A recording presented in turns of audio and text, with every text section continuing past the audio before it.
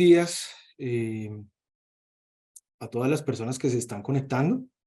Estoy junto con mis colegas Juan Antonio Ucros y Daniela Mendieta.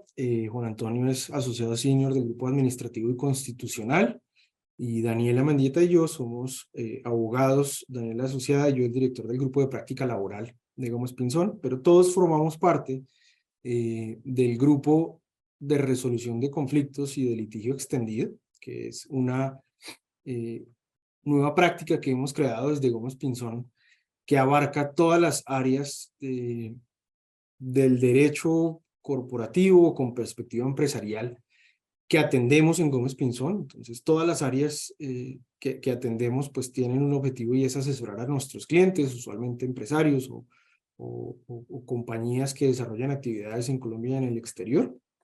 Y todos, por alguna razón de la naturaleza jurídica y comercial de nuestro país, pues tenemos conocimiento y experiencia en litigio. Teniendo esa experiencia, pues hemos agrupado nuestro grupo de litigio extendido para crear unos criterios y una forma de trabajo unificada que corresponda con la calidad, por supuesto, que ha ofrecido siempre el Grupo de Resolución de Conflictos de Gómez Pinzón. El día de hoy nos corresponde hablar de la estrategia de defensa en tiempos de incertidumbre, y vamos a tratar el expediente de defensa laboral y para la contratación con el Estado. Esto internamente, antes de definirlo, le dimos muchos nombres. No sé si en el pasado ya los que hayan repetido lo habrán escuchado, y siempre veíamos de dónde nos vienen las balas, cómo vamos a recibir nosotros una eventual reclamación por parte de nuestra, valga la redundancia, contraparte. Por el lado laboral es usualmente los trabajadores los que nos reclaman. Entonces, ¿qué estamos haciendo, digamos, como práctica que pudiera dar lugar a una reclamación de un trabajador? Y cuando esto ocurra, ¿cómo preparamos nosotros nuestro expediente de defensa?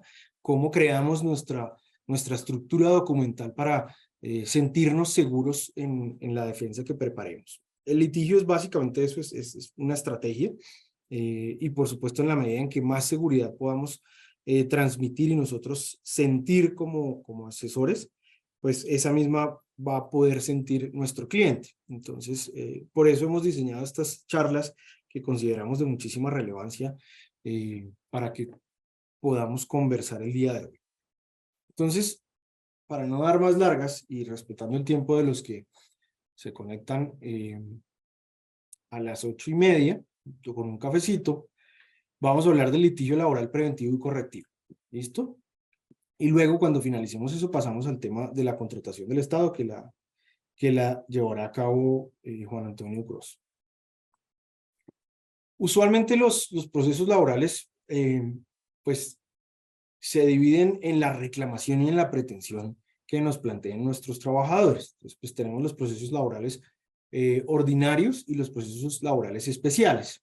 Dentro de esos procesos normales o de estructuración general, hemos elegido unos, los cuales vamos a ir detallando rápidamente sobre lo que deberíamos analizar junto con Daniela, que es el proceso de reliquidaciones y pagos, los pagos no salariales o salariales que debieron haberse efectuado, el proceso de reintegro por acoso laboral.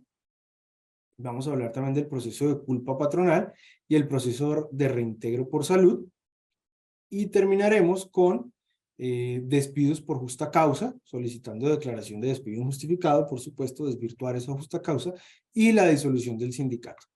Esos los hemos elegido no al azar, sino de forma estratégica para, por supuesto, plantearle lo que usualmente recibimos nosotros desde nuestro grupo de práctica laboral y sobre todo desde nuestra área de litigio laboral, que forma parte de ese grupo de litigio extendido. Entonces, iniciamos con el proceso de reliquidaciones y pagos. El proceso de reliquidaciones y pagos usualmente se deriva de un requerimiento técnico, jurídico, que plantea un trabajador a través, o un ex trabajador a través de un apoderado judicial, ligado a los efectos salariales que debía tener el pago. Entonces, para esto es muy importante recapitular los pagos salariales, y simplemente a título de resumen, ¿en qué consisten esos pagos salariales? Y es todo aquello que retribuya en forma directa al trabajador para efectos laborales será entendido como un pago salarial. Perdón que no hice un comentario, es cuando tengan preguntas a través del chat estaremos pendientes y las vamos respondiendo sobre la marcha o al final según consideremos la complejidad de las mismas. Entonces, como les decía, los pagos salariales son todos aquellos que forman parte de la retribución directa del servicio. Es decir, ¿para qué contraté yo a la persona? Para que me desarrolle una actividad especial. Y cuando yo tengo esa actividad especial previamente identificada, pues todo aquello que yo le pague en retribución a esa actividad, pues será entendido como un pago salarial. Por eso las comisiones, que es el ejemplo típico, son los pagos que por naturaleza deberán ser entendidos como un pago salarial. ¿Por qué? Porque usualmente las comisiones se le pagan a un vendedor y todo vendedor que realice una venta exitosa o un margen de venta exitoso, un número de ventas exitosas, pues tiene derecho a una participación de esa venta. Eso es lo que se entiende como las comisiones. Como yo contraté a la persona para que me realice las ventas y esa persona en ese marco de desarrollo laboral obtiene un resultado positivo, yo le pago un valor adicional premiándolo, pues lo que estoy haciendo en la realidad es contribuirle a una retribución directa por un servicio. Entonces, ese pago para todos los efectos legales debería ser salarial. Cuando yo entro en una discusión, digamos, de fondo en la que contractualmente modifico la naturaleza del pago y digo este pago es no salarial y las partes así lo acuerdan, pero retribuye en forma directa el servicio, ejemplo típico de las comisiones que yo bautice de una forma distinta, que le pueda llamar una bonificación o una prima o un auxilio, algo que trate de cambiarle la naturaleza a las comisiones o a veces simplemente ni siquiera las cambien y no le dan el tratamiento correcto, pues estaré entrando en el escenario de la simulación de los pagos. Cuando estoy entrando en ese escenario de simulación de los pagos, hay un principio constitucional que nos rige y nos regula y por supuesto nos modifica la forma en la que debemos darle tratamiento a ese reconocimiento y es el principio de la primacía de la realidad sobre las formalidades de las partes de una relación laboral. Entonces, esa primacía lo que va a hacer es servirme de lupa para crearme la naturaleza real del pago. ¿Por qué de lupa? Porque entonces cualquier autoridad judicial lo que va a hacer es revisar cuál era el objetivo del pago y si se concluye, por supuesto con las evidencias suficientes, y para eso estamos acá, que el pago era en realidad la retribución directa de un servicio, pues ese pago será entendido como un pago salarial. Esa misma discusión no solamente se da con respecto a las comisiones, sino a otros pagos que de pronto le haya dado un nombre distinto y que por tener un nombre distinto pueda generar la posibilidad de una reclamación. No me voy a detener en eso porque se me puede hacer muy largo, pero básicamente cuando voy a armar mi estructura de defensa, lo que debo considerar para prepararlo y para tenerlo claro son todos los documentos que me soporten que en la realidad estoy obrando en forma correcta. ¿Qué quiere decir eso? Que en la realidad estoy haciendo un pago que sea no salarial, pudiendo ser por supuesto, no salarial. Entonces, ejemplo típico que tenemos nosotros en nuestro grupo de práctica son las bonificaciones. Entonces, la mayoría de las empresas y la mayoría de nuestros clientes realiza bonificaciones anuales que evalúan el rendimiento de la empresa. Entonces, ¿qué es la evaluación del rendimiento de la empresa? Pues lo que individualmente cada compañía haya decidido que la conclusión sea, me fue bien este año. Entonces, yo me fijé metas para el año a nivel global de compañía, de ventas o de productividad del 100% en X indicador. Cuando yo cumplo ese indicador, pues por supuesto entendería yo que me fue bien y sigo en esa coloquialidad y activo la posibilidad de reconocerle una bonificación a todos mis trabajadores. Y eso lo vengo haciendo de forma reiterada año a año. Resulta que, de acuerdo con el artículo 127 del Código Sustantivo del Trabajo, todas las bonificaciones que sean habituales son salariales. Y en este caso, y estoy planteando el escenario típico, es no hay una retribución directa del servicio, no hay una retribución por una meta individual que previamente yo le evalúe a mi trabajador, sino todo lo contrario, hay una evaluación global y hay una mera liberalidad en reconocer un beneficio como consecuencia de un éxito corporativo general, no un éxito individual. Entonces, no hay una retribución directa del servicio. Bajo ese espectro filosófico podría uno concluir que el pago es o pudiera ser no salarial. Sin embargo, por el simple hecho de la denominación que yo utilicé para el mismo, pues estoy creando ese conflicto. Y eso muchas veces es utilizado por los trabajadores o extrabajadores que recurren a asesorías legales para poder plantear una reclamación que tenga como objetivo tener una reliquidación de todos los efectos salariales del pago. Entonces, ¿qué ocurre con los pagos salariales de cara a las acreencias laborales de los trabajadores? Que forman base de aportes al sistema de seguridad social para el cálculo de prestaciones sociales, vacaciones e indemnizaciones. Las prestaciones sociales son las cesantías, la prima de servicios y los intereses sobre las cesantías, y de igual forma aportes para fiscales. Entonces, ese pago tiene un impacto que puede ser, que es positivo para el trabajador en la liquidación de sus acreencias laborales, que por supuesto genera un costo representativo para la compañía. Entonces, ¿qué debería yo haber hecho en una fase preventiva? Revisar cómo estoy denominando mis pagos y revisar cuál es la estructura documental y por supuesto de objetivo o de sustento de creación del pago para revisar si eso me representa una contingencia.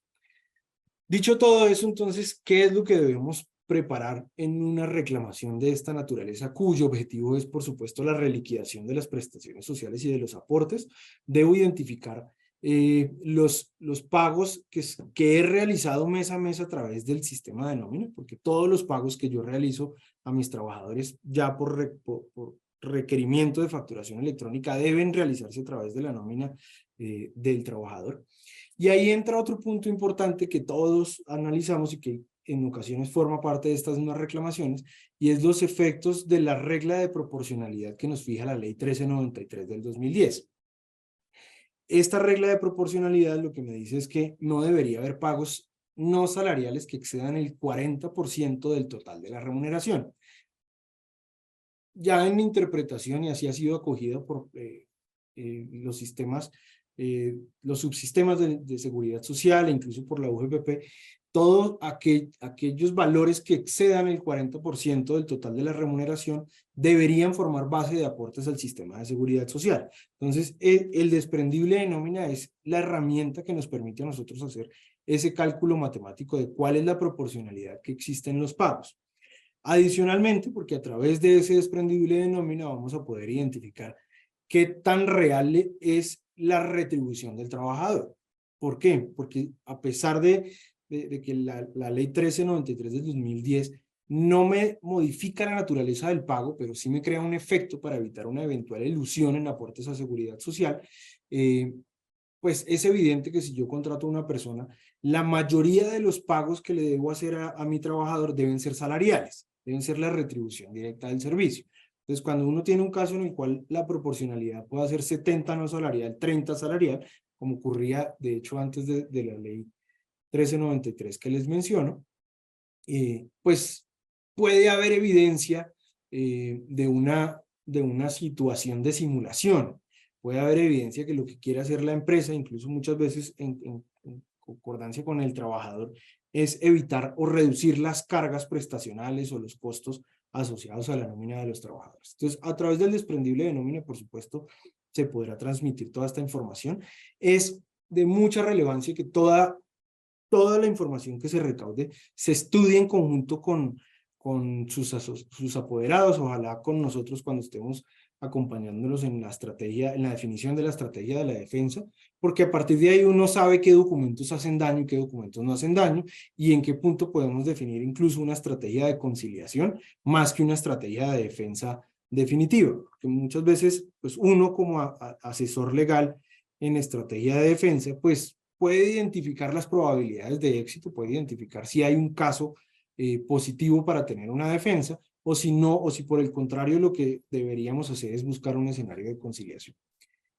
La liquidación puede ser la liquidación final o las liquidaciones de las prestaciones sociales, entrar a hacer esos análisis puntuales para ver qué en realidad se pagó y cuánto se pagó para tener esa constancia. Luego la planilla de aportes al sistema de seguridad social para poder constatar que todos los pagos cuya naturaleza hayan sido salariales hayan tenido el efecto de aportes al sistema de seguridad social y se haya respetado esa regla de proporcionalidad de la ley 1393 del 2010 que les mencionaba. La historia laboral, que usualmente es la carpeta que tiene cada empleador de todos sus trabajadores, incluyendo en ella toda la información relevante en materia de pagos. Entonces, usualmente los pagos de las bonificaciones que les mencionaba pueden ser a través de una comunicación sencilla en la que se explica por qué se realizó el pago.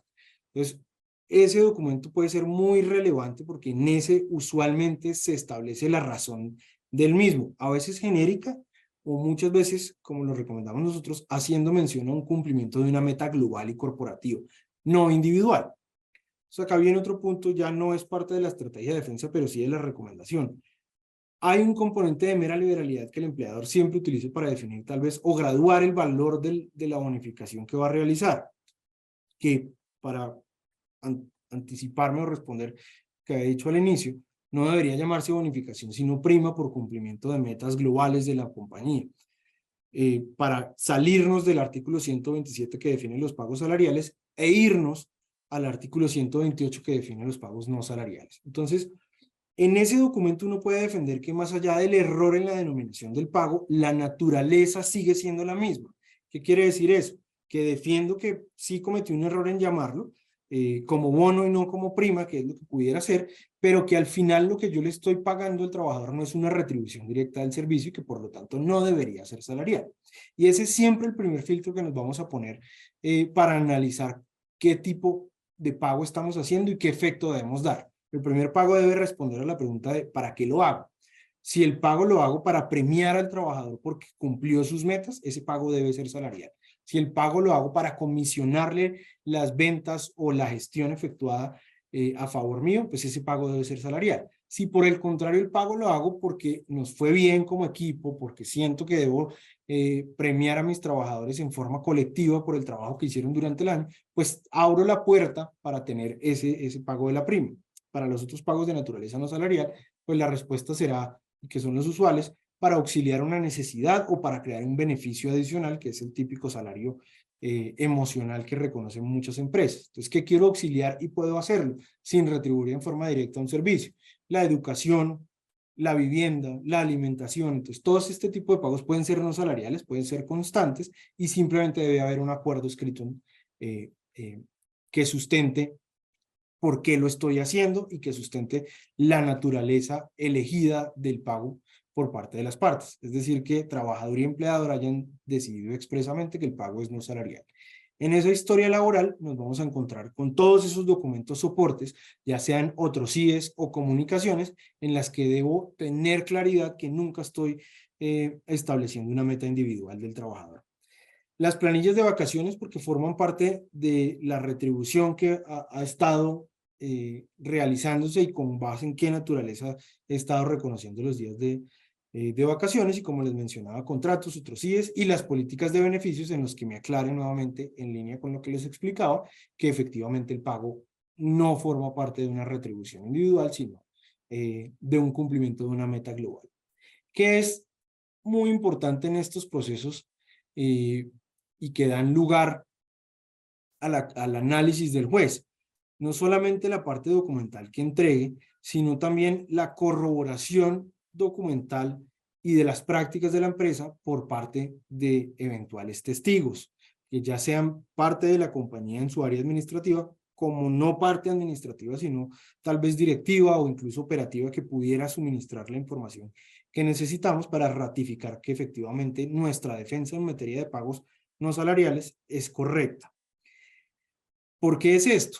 Porque recuerden que en materia laboral el principio de la primacía de la realidad es el que nos regula, el que básicamente define en realidad cuál es el efecto que deben tener las decisiones de las partes o cuál es el efecto jurídico y económico que deben tener los pagos que estamos realizando.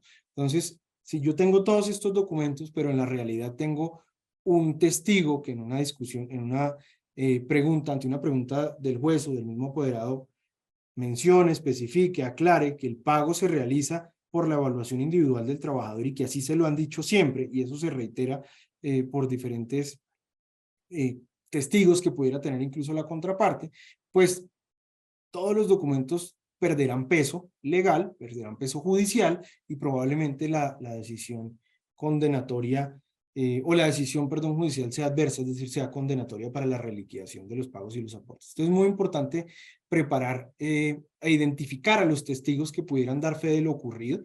De igual forma, el representante legal de la compañía o de preferencia alguien del área administrativa que conozca cómo es la estructura de beneficios y pagos y que pueda explicar todos los documentos que vamos a llevar al expediente y que debemos preparar en el expediente para sentirnos seguros y poder transmitir esa seguridad. Por supuesto, como les decía al inicio, si ninguno de estos documentos, si en fase de testigos tampoco encontramos que esto ocurra, pues seguramente habrá un alto riesgo de una decisión adversa, por lo tanto, nuestra recomendación será valorar alternativas de conciliación para evitar que el litigio se vuelva un costo adicional a lo que en la realidad y probablemente tenga que asumir la compañía. Tenemos también el proceso de reintegro por acoso laboral. Este es realmente mucho más sencillo. Como todos saben, el acoso laboral genera una acción o un fuero de protección consistente en evitar una acción de retaliación por parte de la compañía ante aquel trabajador que presenta una queja de acoso laboral. Vale la pena mencionar que la queja de acoso laboral, que el fuero de protección está condicionado a que una autoridad competente valide la ocurrencia de los hechos que dieron lugar a la queja, y esa validación de los hechos puede hacerla el comité de convivencia para crear una presunción de un fuero de protección, si es que lo da de forma correcta o positiva, o la autoridad judicial o administrativa que investigue. En la realidad, el Ministerio del Trabajo no interviene en estas acciones. Cuando llega una queja de acoso laboral al Ministerio del Trabajo, lo que hace normalmente el inspector es verificar que se hayan activado todos los organismos y mecanismos de protección y prevención del acoso laboral, como lo será el comité de convivencia, y una vez verificado eso, pues lo que hace el inspector, y esa es nuestra experiencia, es habilitar o promover a quien presenta la queja para que adelante un proceso judicial si es que considera que existe una situación de acoso laboral, no sin antes buscar un escenario de conciliación que casi nadie acoge, porque las discusiones de acoso laboral usualmente están vinculados a la emoción de las partes involucradas. Entonces, ¿qué se debería tener en estos procesos donde el efecto pudiera ser el reintegro? Es la constancia de la activación del comité de convivencia laboral. Aquí reitero lo que siempre le digo a todos mis clientes, y es la autoridad tanto laboral como administrativa entienden que el acoso laboral es inherente a las relaciones laborales, porque no solamente lo es con las relaciones laborales, sino con las relaciones humanas. El acoso laboral viene de un análisis del mobbing, del bullying, incluso con una perspectiva, si se quiere, de la naturaleza, porque es inherente a los seres vivos. Y lo que se pretende en materia laboral no es que no exista acoso laboral, que sería como el fin utópico que se quisiera, sino que no se tolere, y que la no tolerancia suponga unos mecanismos de prevención y de potencial corrección. Por eso es muy importante la activación del comité de convivencia, siempre que haya una potencial queja de acoso, que se haya activado el comité de convivencia. A veces, y esto es una recomendación que siempre hacemos, así el trabajador se retire de la compañía y posterior a su retiro presente la queja de acoso laboral, activen ese comité, pónganlo al tanto para que simplemente evalúe los hechos y pues obviamente al haberse terminado el contrato, pues simplemente deje la constancia que es imposible verificar la ocurrencia de los hechos debido a que el contrato no está vigente. Constancia de capacitaciones a nivel de prevención, el acta de apertura y cierre del comité de convivencia para el caso en particular, tener un reporte de todas las quejas y ahí hacer un análisis y una evaluación individual de cuáles debemos presentar y cuáles no debemos presentar. Cuando se hayan presentado peticiones, por supuesto, las respuestas de las mismas, los comunicados que haya emitido el área de recursos humanos o de gestión humana con respecto a la prevención, la corrección, el acompañamiento y la no tolerancia de acoso laboral, así como el acta de constitución del comité de convivencia y eventualmente la respuesta a una renuncia motivada si ese hubiera sido el caso. Entonces, la defensa en este caso es muy puntual y es simplemente identificar cómo se activó en realidad el comité de convivencia y cómo actuó la compañía para preparar esa defensa. Posteriormente, la autoridad judicial evaluará si el comportamiento del comité de convivencia fue el adecuado frente a la conducta, si se tomaron las medidas o no, porque finalmente el comité no está avalado para concluir si hubo o no hubo acoso laboral, simplemente es un intermediario en una situación que afecta la convivencia, que afecta el ambiente del trabajo, y la no tolerancia por parte del empleador es lo que se evaluará. Entonces, esos son los elementos de mayor relevancia. Si hubo una queja, si hubo una situación de acoso laboral no tramitada por el comité de convivencia en forma correcta, en la que no se haya buscado una solución efectiva, pues existirá el riesgo del reintegro. De lo contrario, pues podrá simplemente sustentarse que la compañía obró en forma correcta y que la defensa es exitosa.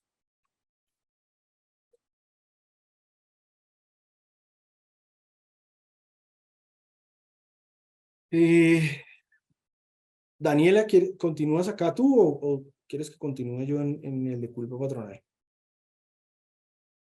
Puedes continuar en el de culpa patronal y retomo en salud. Perfecto. No me quiero tomar la palabra y que piensen que solamente soy yo el que va a hablar. No, no es así. Sigue Daniela, que además es nuestra experta del equipo de litigio laboral. Y por supuesto su perspectiva es muy importante para que conozcamos también su experiencia.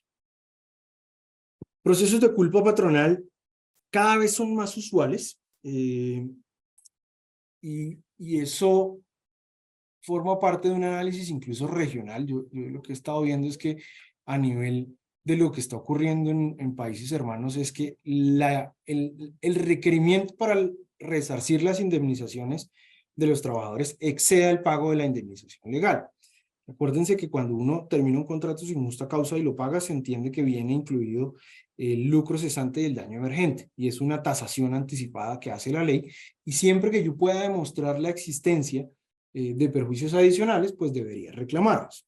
Eso está ocurriendo mucho, no es el caso, mucho más de lo normal, no son los más usuales, pero está ocurriendo mucho en cada reclamación, y tiene una vinculación con la culpa patronal, no de forma directa, pero sí indirecta, porque el tratamiento es el mismo.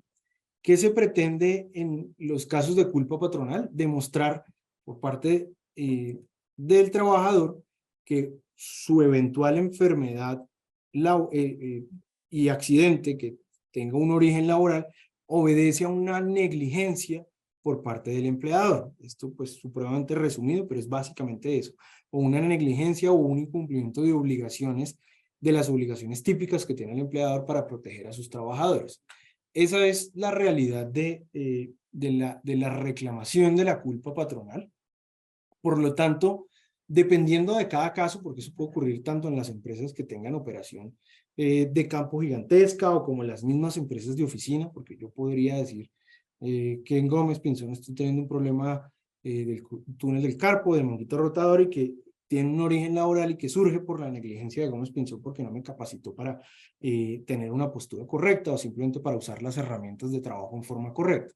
Entonces, hay un desarrollo a la fecha que ya debemos estar al 100% del sistema de gestión de seguridad y salud en el trabajo.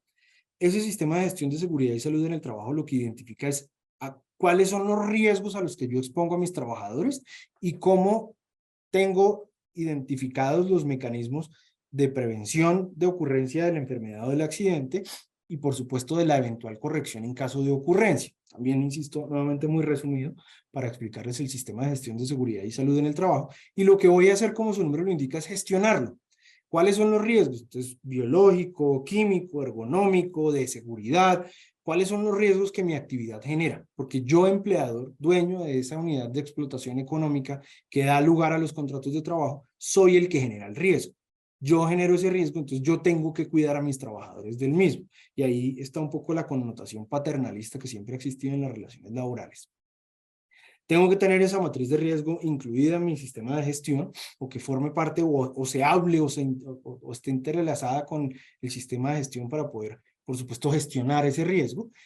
Tener adelantadas todas las constancias de las capacitaciones que les mencionaba, según cada caso, según cada cargo, según cada reclamación. Por supuesto que se cumplan todas las medidas de prevención del riesgo que formen parte tanto de la matriz como del sistema de gestión. La evaluación de las incapacidades, el diagnóstico médico es muy relevante porque, y lo explicaba así ayer incluso un cliente que me decía cómo ocurre, cómo se define el origen de un accidente o de una enfermedad. Y es la parte más sencilla de todas, y es cuando uno tiene una enfermedad o tiene un accidente, pues lo que debe hacer es ir al médico, ya sea porque ocurre en el trabajo y se coordine la atención del sistema de gestión para poder llevar al trabajador a una asistencia médica. Y la primera pregunta que le hace uno al médico cuando uno va a la cita de emergencia o la cita médica es ¿qué le pasó? Y la respuesta que uno da usualmente es, no, estaba en mi casa con mi familia o estaba trabajando haciendo X. Entonces ahí empieza ya a crearse el origen del accidente o de la contingencia, y a partir de ahí definir si el efecto que va a tener la discusión va a ser laboral o de origen común, y por supuesto ligar o vincular dicha circunstancia a la acción diligente o negligente que haya tenido el empleador. Entonces, el diagnóstico médico y el análisis médico es de mucha relevancia, por eso el acompañamiento será muy importante.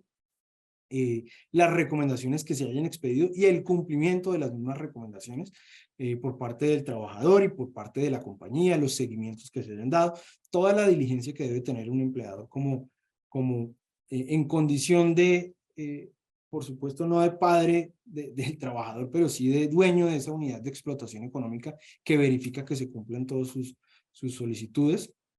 Y la calificación de la pérdida de capacidad laboral cuando ocurra, simplemente para tener una referencia de cuál es el efecto real de lo ocurrido, así como los reportes a la ARL y la investigación que debe realizar el COPAST. El COPAST es lo que antes era el COPASO, que es el Comité Paritario de Seguridad y Salud en el Trabajo, que es el que realiza la investigación del accidente y deja constancia del por qué ocurrió, qué debemos mejorar, qué hubo malo, si hubo culpa del trabajador, si hubo culpa del empleador. Entonces, ese informe del COPAST es muy relevante. En el COPAST siempre hay un representante del empleador. Eso quiere decir que ese representante del empleador pues será aquel que finalmente ofrezca la guía que debe existir para concluir el origen del accidente, los conceptos que emita la ARL o la EPS, por supuesto todas las políticas de bienestar que cojan. Acá también será muy importante contar con la participación de los testigos del accidente, los testigos de las acciones de medidas de prevención y cuando ocurra la intervención por parte del representante legal para concluir a nivel de interrogatorio de parte todo el cumplimiento de estas medidas. Al igual que en los otros procesos, cuando uno identifica una falencia en alguno de estos escenarios, la vía más adecuada puede ser la conciliación. Y esto será pues parte del trabajo a cuatro manos, cliente, asesor legal en la estrategia de defensa, para definir cómo vamos a plantear nuestra posición de cara a conciliar o no conciliar. De esa manera, muy resumido, tratamos esos tres procesos. Daniela, adelante con los otros. Gracias. Buenos días para todos y todas. Bueno, pues el caso y el asunto que voy a tratar, yo creo que es relevante, pero también común para todas las empresas, es nuestro día a día incluso, y son estos casos de salud, de protección de los trabajadores que cuentan con una condición, y pues vamos a abordarlo un poco desde la teoría para entender hacia dónde debe ir en la práctica de esa defensa. Y precisamente como se trata de un escenario preventivo y correctivo, lo importante es tratarlo desde allí, desde los puntos que debemos identificar como empleadores, para evitar precisamente esas reclamaciones que incluso son vía tutela y son pues tan proteccionistas en la práctica, que lo ideal es evitar llegar hasta allá. Cada empleador que emprenda un plan de retiro, bien sea, pues, digámoslo así, colectivo, que no sería la palabra propia, pero pues que involucre a varias personas, o una terminación unilateral o incluso una terminación por justa causa, debe identificar previamente quién es su trabajador y cómo está su trabajador y cuál es esa condición que tiene su trabajador. ¿A qué me refiero? Que pues bien sabemos todos que una persona que cuenta con una condición de salud está protegida contra el despido. Acá en Colombia tenemos pues dos vertientes que se encuentran entre sí y es la Corte Suprema de Justicia y la Corte Constitucional. Para la Corte Constitucional podríamos decir actualmente que todo lo que impida sustancialmente el desempeño de la labor encomendada al trabajador puede considerarse como protección. El tema es que un poco desde el 2009 a la fecha, la jurisprudencia ha desdibujado un poco esa afectación sustancial y ahora empezamos a considerar que casi cualquier situación de salud que tenga el trabajador podría entenderse como la protección al despido. Esto es algo que, digamos que haciendo un paralelo, se está trabajando en un punto positivo en la reforma que actualmente se está estudiando, se está trabajando y se presentó, porque pues nos limita nuevamente esa afectación sustancial. El tema al que voy, que se ha desdibujado un poco del 2019 a la fecha, esta posición de la Corte Suprema de Justicia es porque, pues primero que todo, no requiere un porcentaje de pérdida de capacidad para entender que la persona, pues, tiene una condición que lo protege. El hecho incluso de que tenga una incapacidad vigente a la fecha de terminación podría implicar que esa persona está protegida. ¿Por qué? Porque tengo nuevamente, digamos, una división ahí en ese pensamiento de la Corte Constitucional y es no solo la protección laboral, sino una protección ocupacional. Es decir, podría estar frustrando que la persona se recupere, atienda a un tratamiento específico y reciba esos beneficios por parte del sistema de seguridad, de seguridad social en salud. No obstante, pues la otra vertiente es la Corte Suprema de Justicia, que ya no es, digamos, esta que estudia propiamente una acción de tutela, sino más bien una demanda ordinaria laboral, que es un instrumento un poco más elaborado y menos, digamos, eficiente en términos de practicidad y eficaz en términos de tiempo, porque pues todos sabemos que en Colombia la justicia pues tarda un poco. Y esto sí entra a tomar un criterio un poco más objetivo para darle esa protección al trabajador, que es el porcentaje de la pérdida de capacidad en el 15%.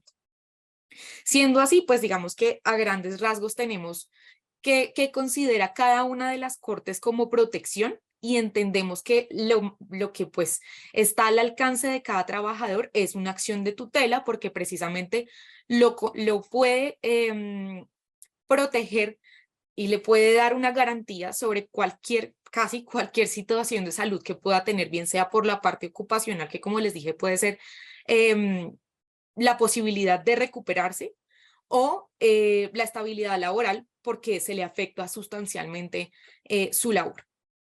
Así las cosas, de todas formas, hay que entender que esta situación no es para siempre y no significa que el trabajador sea inamovible.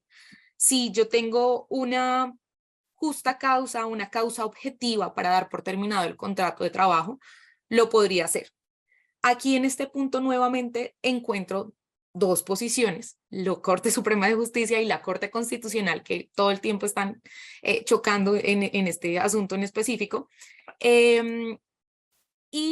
Pues para la Corte Suprema de Justicia, que como les decía es quien analiza la demanda como tal, el criterio es que siempre y cuando yo como empleador demuestre que en efecto hubo una justa causa, una causa objetiva para dar por terminado el contrato de trabajo, pues yo puedo terminar. Sin embargo, la Corte Constitucional piensa a lo contrario y pues incita al empleador a cumplir con una obligación y es solicitar la autorización del Ministerio del Trabajo para poder despedir a ese trabajador. Es decir, que yo puedo hoy, por ejemplo, realizar mi diligencia de descargos, realizar la carta de terminación del contrato de trabajo, indicarle al trabajador que yo lo voy a despedir, pero advirtiéndole que esto se va a hacer efectivo una vez el Ministerio del Trabajo lo estudie. Es decir, mientras que el Ministerio del Trabajo lo estudia, el trabajador estará ahí conmigo hasta que el ministerio lo decida. Entonces son dos vertientes, pero realmente y en la práctica, como les decía, que lo más eficiente para un trabajador es acudir a una acción de tutela sería pues efectivamente pedir la autorización al Ministerio del Trabajo. Queda claro entonces, en todo caso con esto que no está prohibido el despido, no obstante pues tengo que recurrir a unas entidades específicas para solicitar esta autorización. ¿Qué es lo importante aquí realmente y por qué la Corte, cualquiera de las dos, me dice que un trabajador no es inamovible siempre y cuando exista una razón justificada? Es partir del hecho que yo no estoy discriminando al trabajador, que yo no lo estoy despidiendo por su situación de salud. Esta protección nace precisamente por no hacer a un lado, por decirlo así, a las personas que cuentan con una discapacidad o una disminución en su salud. Para eso, en todo caso, desde la práctica, una de las recomendaciones preventivas de las que queremos hablar acá es que si yo de entrada en el contrato de trabajo conozco que un trabajador cuenta con una situación de salud, nosotros incluso lo que sugerimos es que usted como empleador o pacte en un acta, se sienta con su trabajador, quien también tiene la obligación de decirle cuál es su situación de salud incluso, o si usted la conoce por los exámenes médicos ocupacionales, se sienta con su trabajador al principio de la relación laboral y levanta o un acta en una reunión y deja unos considerandos en donde especifique que conoce la situación de salud de la persona, pero el contrato continúa adelante. ¿Eso qué quiere decir?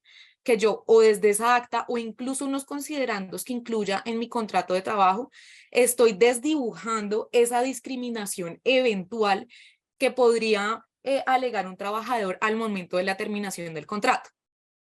Lo que pasa es que yo en un escenario de reclamación, teniendo esa acta o ese contrato en donde dejé mis considerandos, lo que voy a poder hacer es decirle al juez, vea, lo que pasa es que yo contraté a esta persona conociendo todas sus limitaciones y aún así lo contraté y es más, continué con una relación laboral, no sé, por el tiempo que perdure, 1 año o 3 años. Pero eso per se desdibujaría cualquier situación que conlleve tanto al trabajador como al juez a pensar que yo lo discriminé. Y en efecto, desde el inicio, estaría dándole lugar a que yo no tenga por qué pagar una indemnización especial que tiene la situación de discriminación, que es el pago de 180 días de salario por indemnización.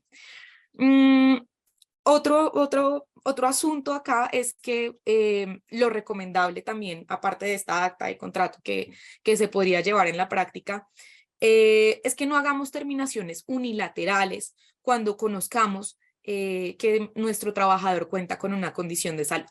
Si es una condición de salud prolongada en el tiempo, pues lo recomendable es que, por supuesto, nos consulten y los podamos apoyar en los temas de determinación por mutuo acuerdo, incentivados por un acuerdo transaccional y una suma transaccional que, pues, o un paquete de retiro, incluso si se trata de un plan de retiro, porque esto significa también estudiar el tipo de población que yo tengo. No es lo mismo que yo tenga un trabajador, pues, con una condición prolongada y sea joven a un trabajador ya un poco más adulto.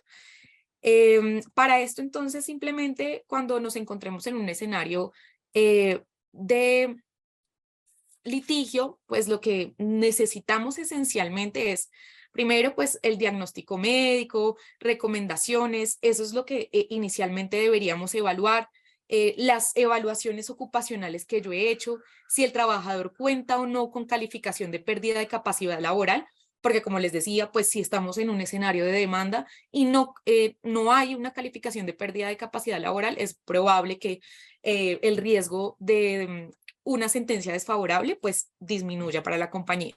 Y por todo lo demás, apoyarme en las políticas de bienestar, mi sistema de seguridad y salud en el trabajo implementado, pero importante desvirtuar que al momento de la terminación yo no despedí al trabajador por su condición de salud, que no había una incapacidad, una recomendación o una situación de salud vigente.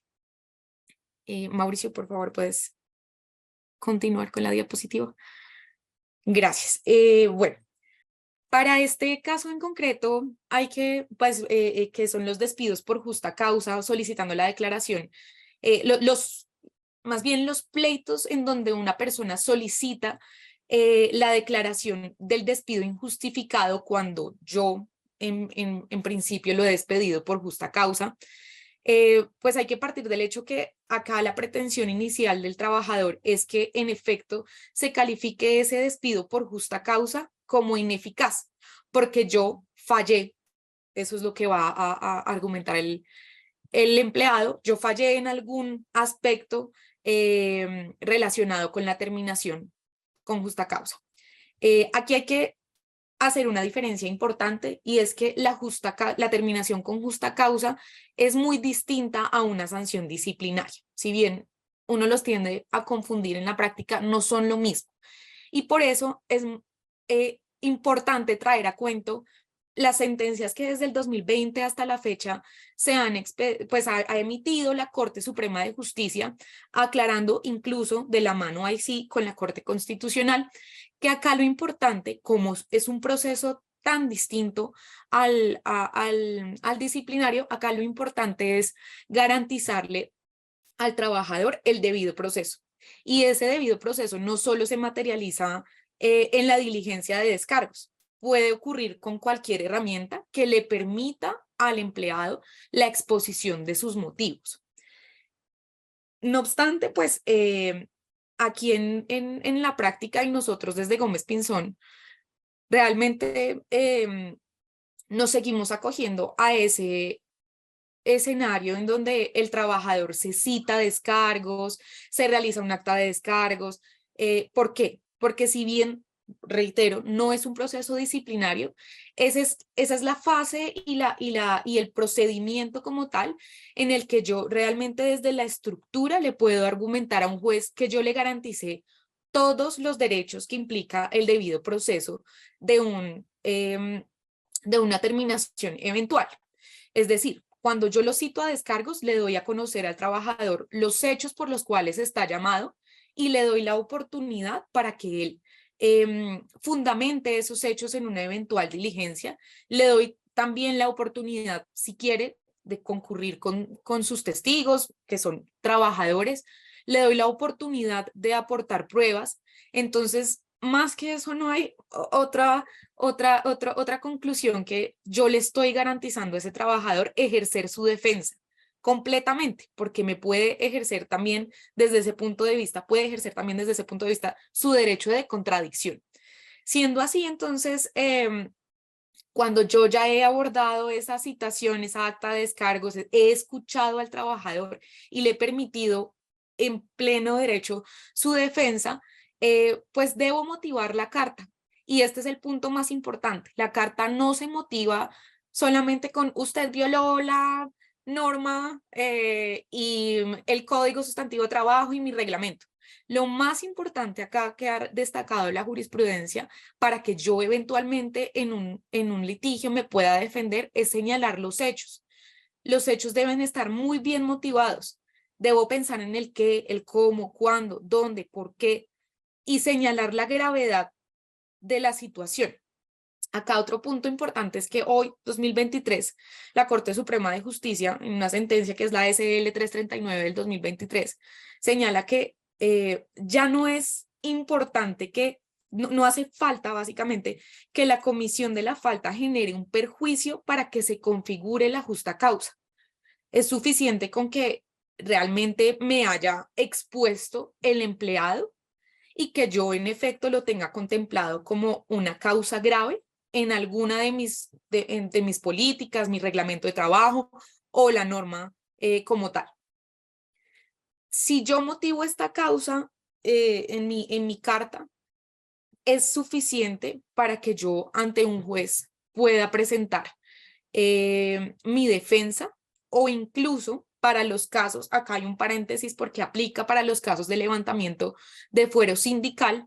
Cuando yo solicito ese levantamiento de fuero sindical, este es el mismo proceso y el juez va a evaluar precisamente que yo haya fundamentado muy bien mi justa causa para decirme, usted tenía la razón y aquí está fundamentado totalmente y no hay lugar a declarar la ineficacia del despido.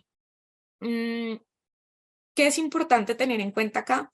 Que yo también esta carta la motive con la normativa vigente, con mi reglamento, porque debo atender a un principio de legalidad.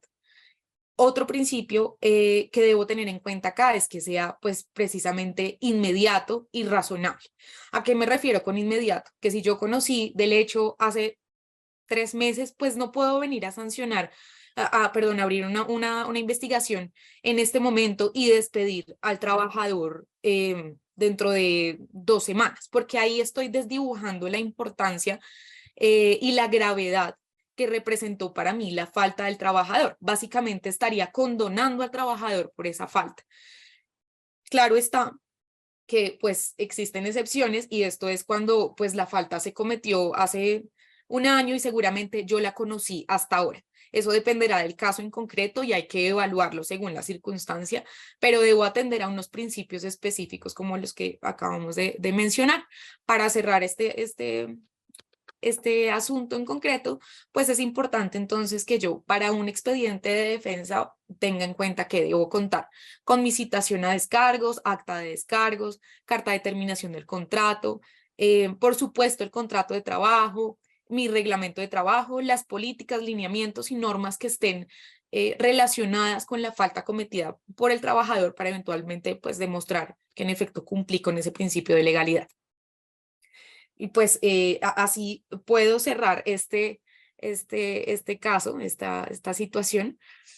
Por otro lado, pues tenemos unos minutos para hablar brevemente del proceso de disolución del sindicato. Daniela, Daniela, Sí, qué pena contigo. Antes de que cambies o pases al otro tema, tenemos una pregunta relacionada con lo que nos estabas comentando. La pregunta es la siguiente. Tengo varios empleados mayores con problemas de salud, pero sin posibilidad de pensión, ni de vejez, ni de invalidez. ¿Qué nos recomendarías hacer en ese caso? Muchas gracias.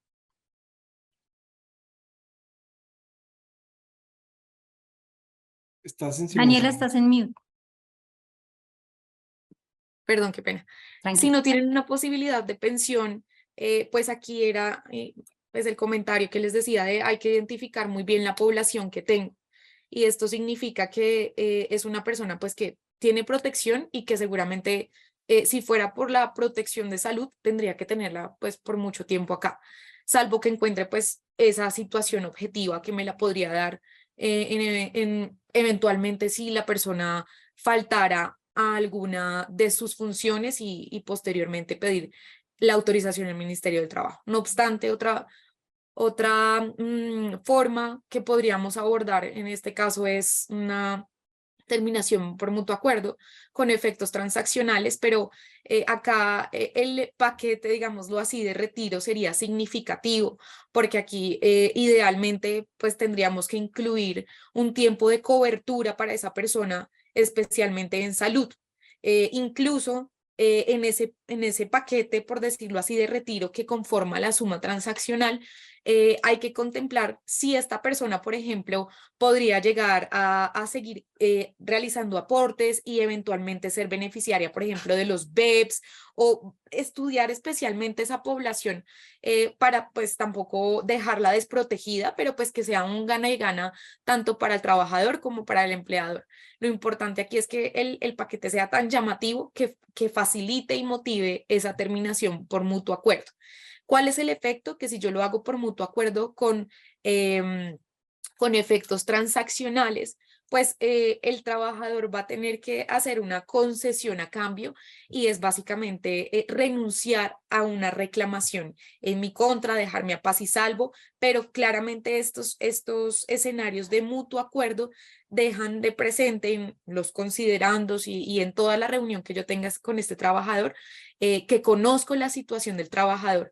Lo que pasa es que parto de un hecho de que es una situación incierta y discutible, y en ese sentido, eso sería lo que me permitiría a mí pues dar por terminado ese contrato sin desconocer que esa persona cuenta con una situación actual de salud dentro de ese contrato. Entonces, bueno, pues continúo con el tema de disolución ya para cerrar y darle paso a Juan Antonio. Muy brevemente, porque creo que ya me robé un poquito del tiempo de Juan Antonio, y es que la disolución del sindicato pues sucede por unas causales expresas en la norma, y es que sea por las causales de disolución que tenga el mismo sindicato en sus estatutos, que no cuente con el número de trabajadores requeridos, por sentencia judicial. El caso, digamos, que más nos acerca, porque los otros, desde mi punto de vista, están sujetos a terceros. El que nos acerca como empleadores y sobre el que podemos actuar como empleadores es la causal que establece que pues los trabajadores que estén sindicalizados y que dentro de su organización sindical no cuenten con el número requerido, que es 25, para hacer para pues ejercer su derecho sindical, pues yo como empleador estoy en la potestad de solicitarle al juez esa disolución.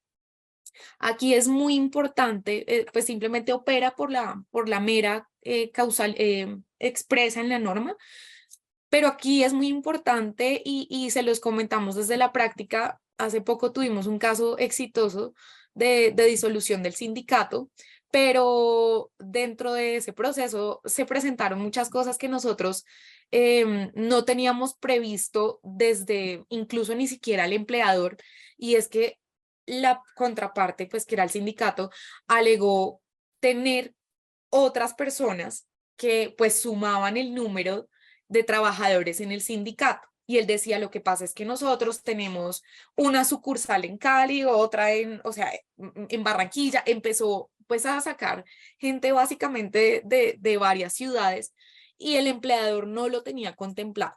Obviamente pues esto dependió de la defensa que ejercimos, y gracias pues a esa defensa el caso fue exitoso, pero eso nos dificultó un poco el proceso. ¿Por qué?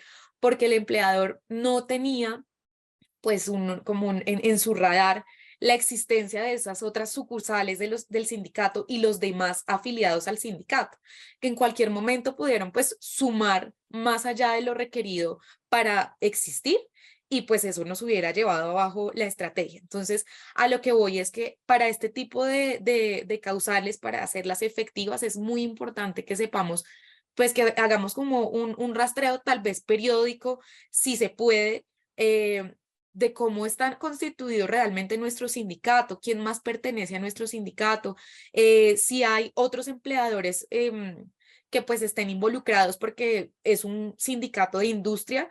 Tratemos de tener conexión con esos empleadores, porque al final de cuentas en un proceso de estos necesitaremos certificaciones que nos emitan ellos de la existencia o no del sindicato dentro de su empresa. Necesitaremos como un apoyo incluso eventualmente ante el proceso de cancelación del registro sindical en el Ministerio del Trabajo. Entonces aquí muy importante en la demanda pues contar con el acta de registro sindical, que es la que nos da el aval para continuar con la demanda, los estatutos del sindicato, y pues especificar la causa que nos da lugar a solicitar esa disolución. Eso sería básicamente para este caso en concreto. Y bueno, pues le doy la palabra a Juan Antonio. Gracias, Daniela. Y muchas gracias por supuesto, participar de la parte laboral. Seguimos con Juan Antonio Cross, como les decía. Mauricio, qué pena, antes de que finalices y pasemos al siguiente conferencista, nos queda una pregunta pendiente, es muy pequeña con relación al tema tuyo. Ya la respondo. Simplemente iba a hacer Ah, ok. No te preocupes. La introducción a Juan Antonio, como les decía, él es nuestro asociado senior del grupo de administrativo y constitucional y de litigio extendido, y les va a hablar de la gestión contractual para la prevención de arbitrariedades, que es supremamente importante e interesante para que todos participemos y lo escuchemos. Hay dos preguntas muy rápidas que puedo responder, y es: cuando hay pocos trabajadores, 8, ¿puedo armar los comités con participación repetida en los dos comités? Sí, no hay ningún problema. Los trabajadores pueden repetirse en los comités. De hecho, en muchas ocasiones es usual. Revisen por temas de tiempo y disponibilidad que los comités no se les vaya a robar la mayoría del tiempo de trabajo, porque se vuelve un problema, pero sí es posible. Y hay una última pregunta que dice: tengo varios empleados mayores con problemas de salud, pero sin posibilidad de pensión, ni de vejez, ni de invalidez. ¿Qué nos recomiendan hacer con ellos? Es muy difícil decirte una recomendación puntual, porque pues sin dudas cada situación o cada cuadro de diagnóstico médico es individual y requiere un análisis.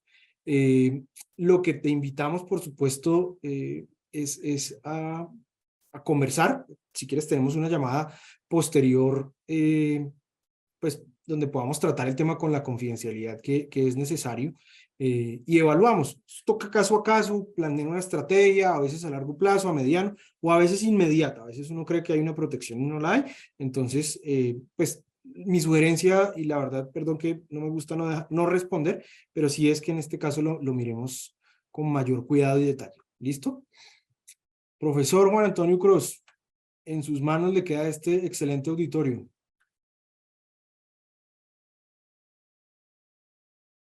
Está en silencio, no sé si nos escucha ahí. Ya estamos viendo su pantalla.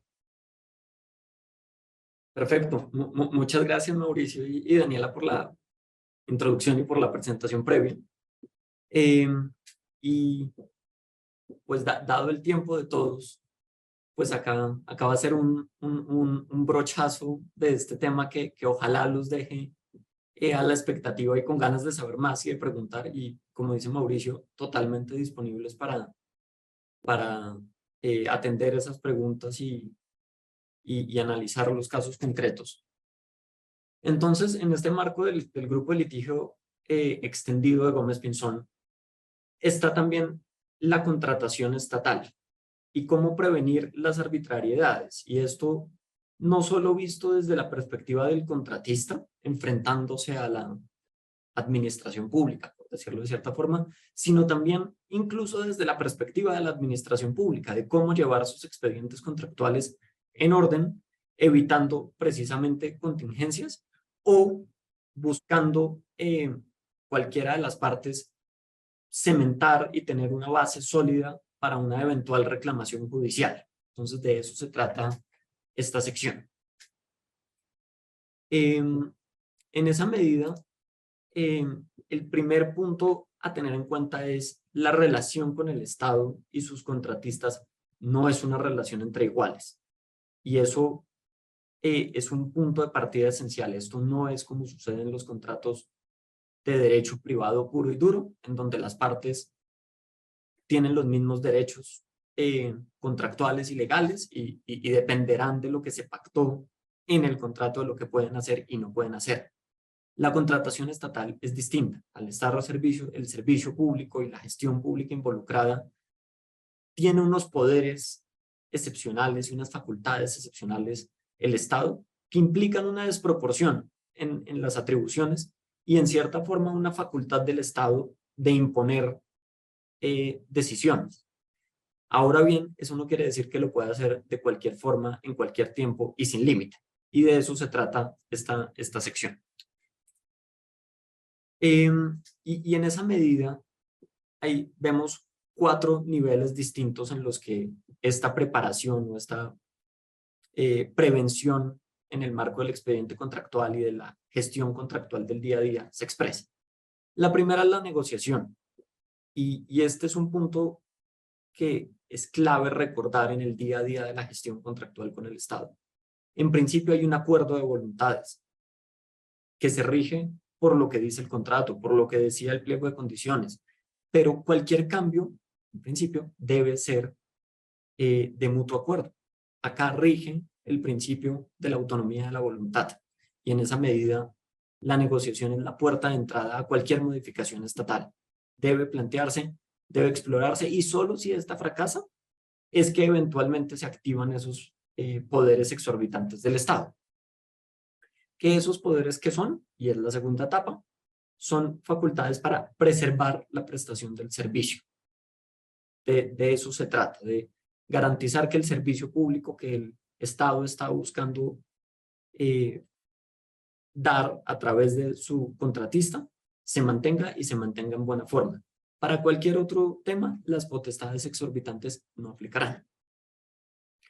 El tercer nivel, el desequilibrio contractual.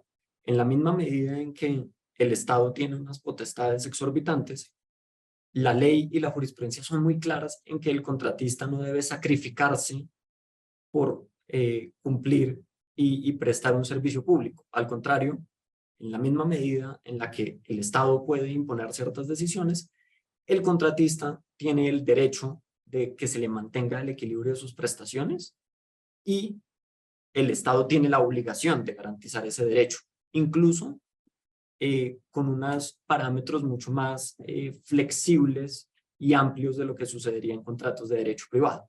Y eso es un tema clave a tener presente en el día a día de la gestión contractual y en la preparación de un eventual litigio, de poner una base firme para reclamar ese desequilibrio. Y finalmente, y esto es importante, los cambios en los contratos estatales a veces pueden, entre comillas, suceder por la puerta de atrás, no tanto en la modificación del texto contractual, en el acuerdo de voluntades o en el ejercicio de potestades exorbitantes, sino porque hay cambios en la regulación. Y ese es un factor que todas las partes del contrato deben tener muy en cuenta en su gestión contractual y en preparar un eventual litigio. Entonces, y bienvenidas las preguntas, iré un poco rápido, como les decía, por estos puntos. Lo primero es, insisto, la negociación y el mutuo acuerdo. Es la puerta de entrada a cualquier proceso contractual de ajuste y es algo que debe tenerse en cuenta en el expediente contractual. El Estado no puede imponer el acuerdo, ni lo puede imponer el contratista. En esa medida, si no hay un acuerdo, si no hay un otro sí, si no hay una forma documentada de acuerdos sobre modificaciones contractuales, esas modificaciones no las hubo o será supremamente difícil probarlas. Y acá hay que recordarlo, los contratos estatales son contratos que deben constar por escrito, lo mismo que sus modificaciones, lo dice la ley 80. Entonces, en este expediente contractual es importante tener en cuenta que toda modificación contractual debe estar escrita. Si no lo está, va a ser muy difícil sostener que existió. Entonces, ese es el primer punto. También, pues es importante tener en cuenta que la facultad de modificar el contrato, incluso de mutuo acuerdo, no es ilimitada. Está limitada por una parte por el valor de las adiciones, 50% del valor inicial, pero también por el objeto. Este no se puede desnaturalizar y eso es otro elemento importante en este expediente de litigio, es cuidar que vía modificaciones contractuales no se esté alterando lo que fue objeto del proceso de selección o de contratación.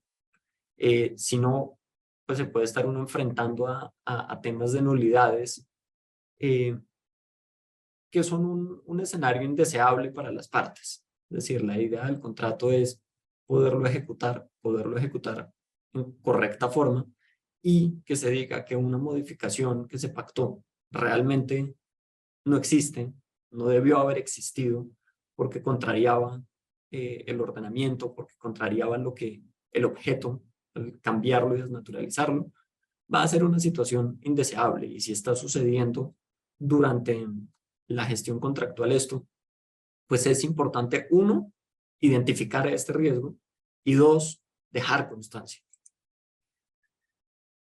El siguiente nivel de preocupaciones en esta gestión contractual en el día a día. ¿Puede el Estado ejercer efectivamente potestades exorbitantes? ¿Y esas cuáles son? La modificación, la interpretación unilateral, la modificación unilateral, la terminación unilateral y la caducidad. Son estas las 4 potestades exorbitantes que tienen las entidades estatales bajo contratos regidos por la Ley 80. ¿En cuáles? Contratos de concesión, de explotación de bienes, de obra pública, del programa de alimentación escolar y de actividades que sean monopolios del Estado. En esos que acabo de mencionar es obligatorio incluirlas.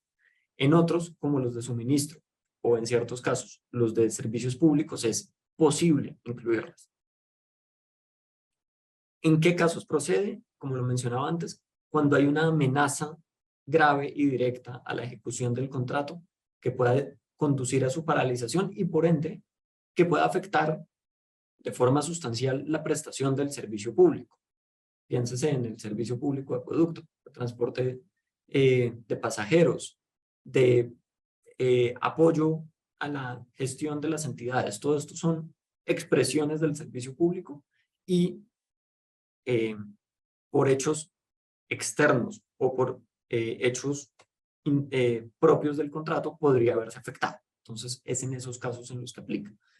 ¿Y cómo se ejercen las potestades exorbitantes? Mediante acto administrativo, mediante resolución que debe estar motivada y que debe tenerse en cuenta esa resolución. Una vez queda en firme, se presume legal y solo si la revoca la entidad o la anula un juez, va a perder su vigencia. Y en este contexto, siempre que se emita una resolución de ejercicio de potestades exorbitantes, el Estado debe, y es un debe, preservar el equilibrio contractual de su contratista. Es decir, si la interpretación, la modificación, la terminación implicaron desequilibrios, debe restablecer ese equilibrio económico del Estado. Yendo rápidamente por las potestades, la interpretación unilateral. Primero que todo, y lo he dicho antes, pero esto es esencial recordarlo siempre en el día a día de la ejecución contractual y del expediente de defensa. Debe haber un intento previo de acuerdo. Sin ese intento previo, no procede a ejercer la potestad. La potestad es excepcional, es residual y procede ante la falta de acuerdo. Y precisamente es que exista un desacuerdo, esta en particular, en la lectura de las cláusulas del contrato. En esa medida recae sobre las estipulaciones, sobre las cláusulas, para aclarar zonas grises o oscuras de lo que se dice en el contrato. Pero en ningún caso es para reemplazar la voluntad inicial de las partes. Es decir, la interpretación unilateral no es una facultad para incluir cláusulas nuevas o para llegar a modificaciones del contrato. Es ante una duda interpretativa específica de una cláusula y a falta de acuerdo, imponer vía resolución la lectura, entre comillas, autorizada del contrato. Y acá, pues el elemento clave de defensa y en esta etapa previa a que se ejerza la potestad exorbitante es recordar que el contrato tiene elementos adicionales para ser interpretado. No solo es el texto que se está leyendo, es también, por ejemplo, el pliego de condiciones, es, por ejemplo, las preguntas y respuestas que hubo durante el proceso de selección, si es que hubo un proceso de selección, eso pues no aplicará en un proceso de contratación directo. Y, como decía hace un momento, reafirmar los límites de la potestad. Y acá es donde tanto quien ejerce la potestad exorbitante debe tener cuidado de no estar excediéndola, como ante quien se ejerce debe siempre hacer respetar su terreno, y es la interpretación unilateral. No es una modificación del contrato y solo aplica previa negociación y ante zonas grises o oscuras de interpretación. La modificación unilateral. Parecería esto ser entonces la forma de, ya que no pude vía interpretación unilateral, hacer los cambios que quiera en el contrato. Y la respuesta es no.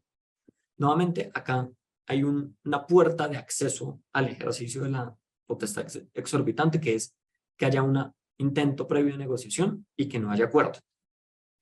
Y ante ese fracaso de la negociación, del acuerdo, se activa la posibilidad de ejercer la potestad exorbitante.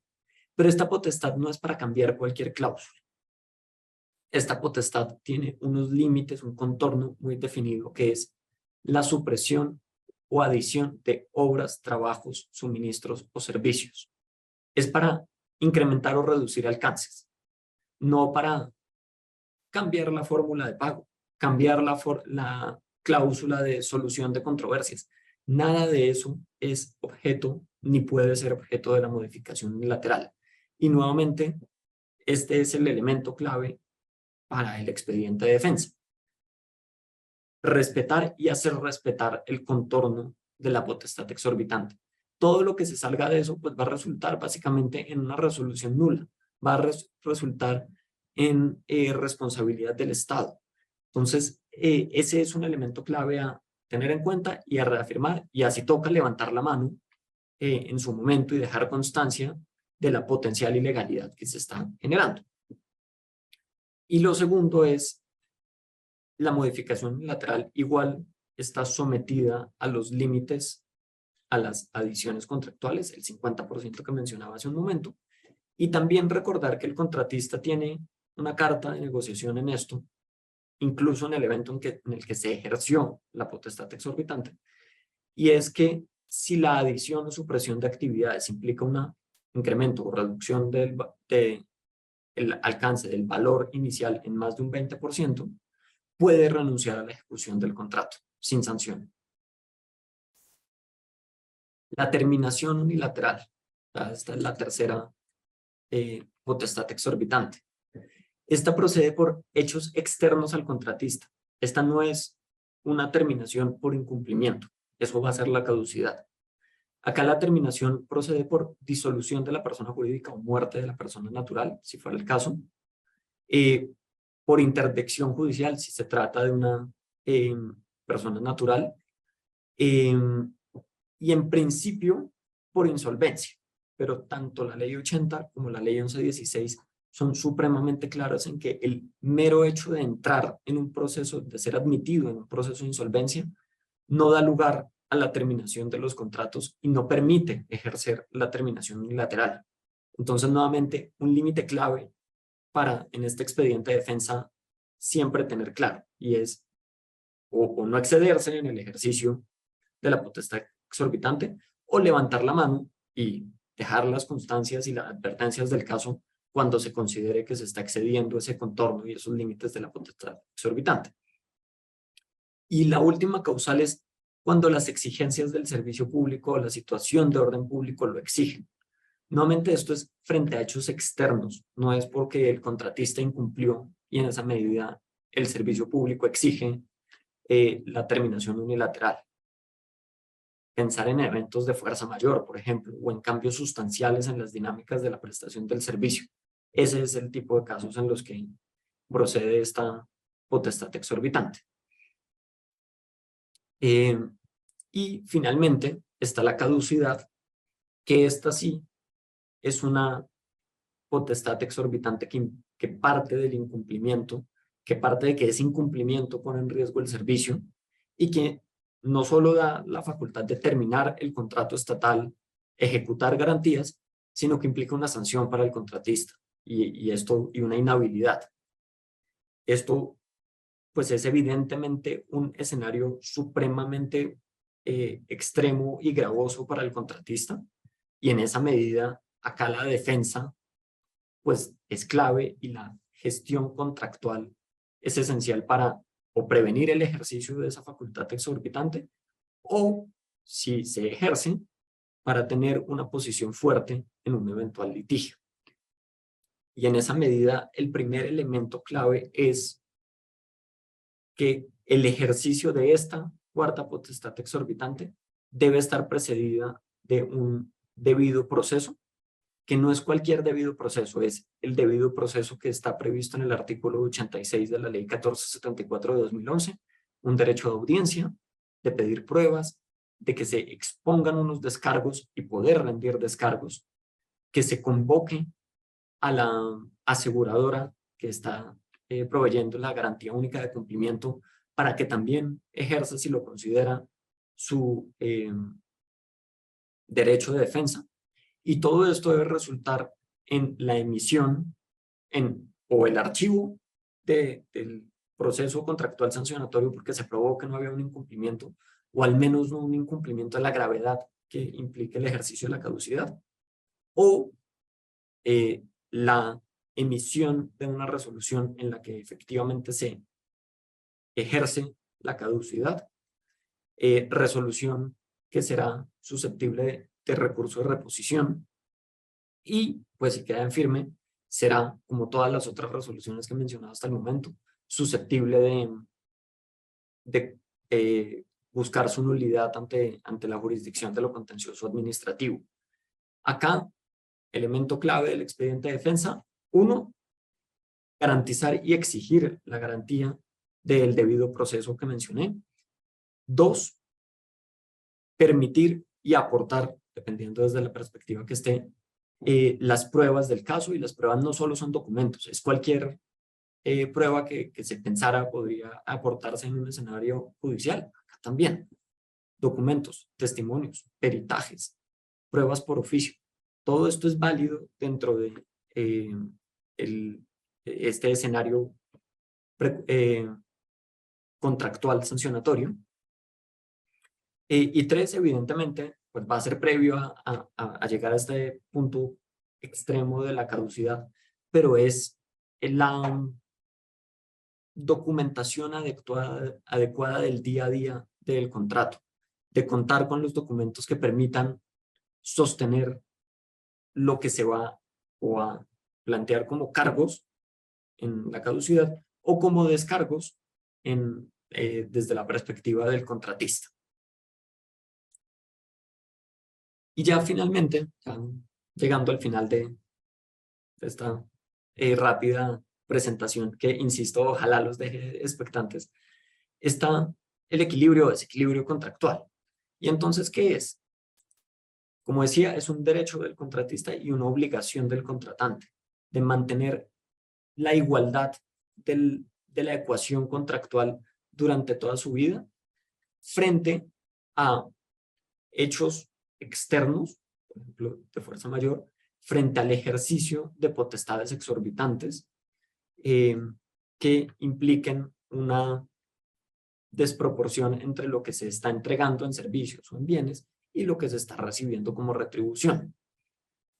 Y esto, entonces, pues se aplica vía las fórmulas de ajuste que se hayan pactado en el contrato, o a falta de ellas, a través de la teoría de la improvisión propia del Código de Comercio, y es buscar fórmulas de arreglo, o en caso de que no haya acuerdo, a través del juez del contrato, que restablezca ese equilibrio, porque se tornó sustancialmente más gravoso cumplir para el contratista.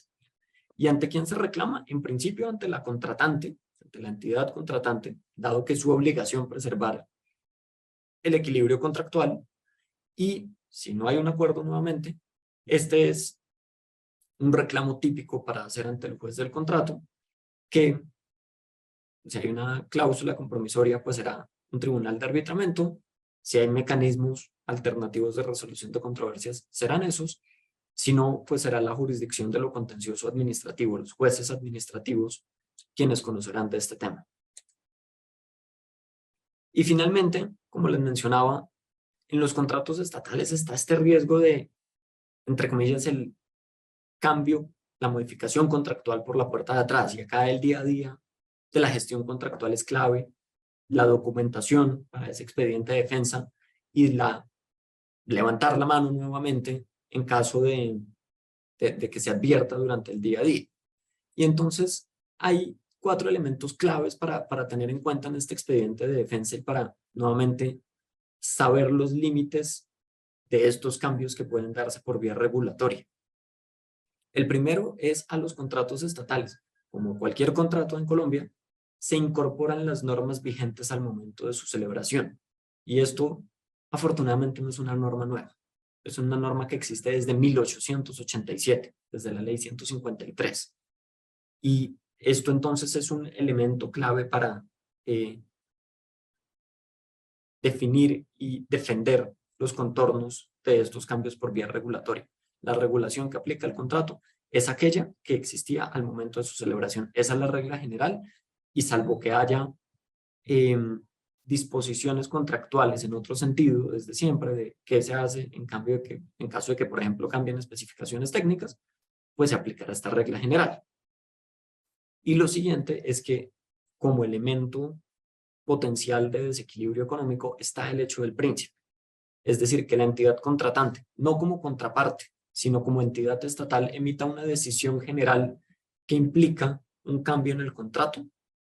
Eso genera el derecho a reclamar el reequilibrio del contrato y la obligación a hacerlo. 2. La regla general nuevamente es la irretroactividad de las normas. Solo excepcionalmente proceden las normas retroactivas. Y esto parte, por ejemplo, de los postulados de la buena fe, reconocido incluso a nivel constitucional.